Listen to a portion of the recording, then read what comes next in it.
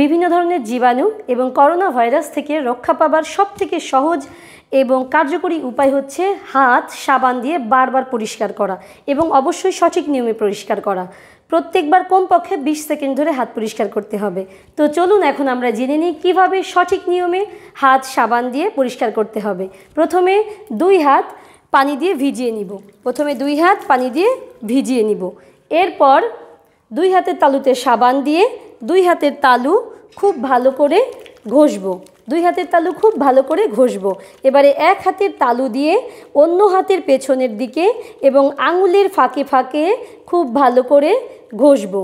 এবারে 2 হাত মুঠো করে ঘষবো। এবারে 1 হাতের বৃদ্ধাঙ্গুলি অন্য হাতের মুঠোয় খুব ভালো করে ঘষবো।